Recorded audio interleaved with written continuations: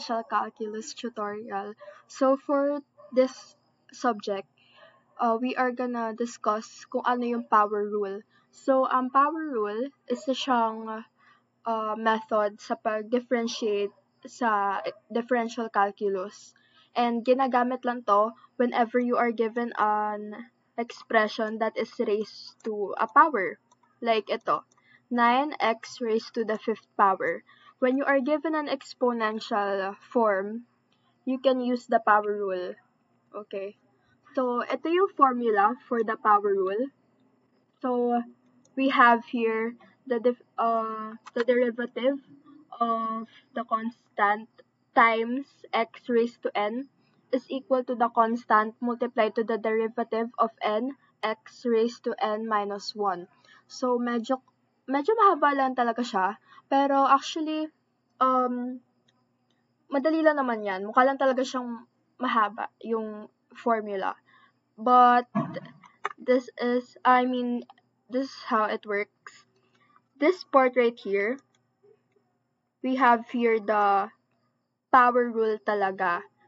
So, ang power rule, ayan yung isang rule para ma-differentiate mo yung isang, yun nga, yung sinasabi ko kanina na isang exponential form na expression. So, yung n dito, ayan yung exponent. Let's say we have here 5x raised to the 4th power. Yung n natin dito, ayan yung 4. So, magkapares lang yan dun sa n dito, dun sa n mo sa exponent. So, yun lang siya. Ang c mo naman dito, ayan yung constant. When you say constant, ayan yung coefficient mo. So, yun lang tandaan mo. Letter C stands for coefficient. And ang coefficient natin sa isang term na to is C5. So, ganun na naman siya. Yun yung ibig sabihin nun. So, let's say we have here the derivative of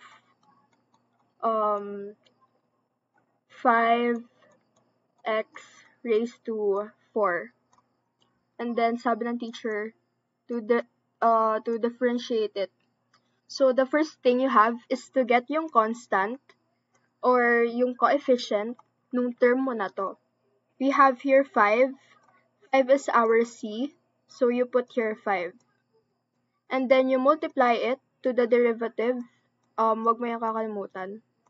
Because understood na that is differential calculus eh. So, after that, mag-prepare ka ng bracket right here. So, you look at this part. Para hindi ka malito, when doing the bracket na part, you rewrite it this way. So, kinuha mo na nga yung term na to. Tanggalin mo si 5, so you will be left with x raised to the 4th power. Remember na yung letter n mo is yung exponent. That's your letter n. Let's follow lang yung formula. Wait. Follow mo lang yung formula na n, x raised to n minus 1. So, meron tayo ditong 4x raised to 4 minus 1. So, ganun lang yung ibig sabihin niya. So, kunin mo dito si exponent, and then maglagay ka ng x, and then kunin mo ulit si exponent, and then minus 1. So, yun yung ibig sabihin niya. And then, dun na sa next part, kunin mo si 5, pero this time, mawawala na si derivative. Kasi you are going to multiply this by the whole term na. So, kunin mo si 5, and then, ibaba mo lang si 4x raised to 4 minus 1. Pero this time, i-minus na natin si 4 kay 1. So, 4 minus 1, that is 3. So, after that, you have to multiply 5 and 4 na. Ganun palagi yung ginagawa. So, 5 times 4, that's 20. And then, you copy yung x cubed. So, that will be 20x cubed. So, that's your final answer na. Ganun lang siya actually. So, yeah, the thing here is that you just remember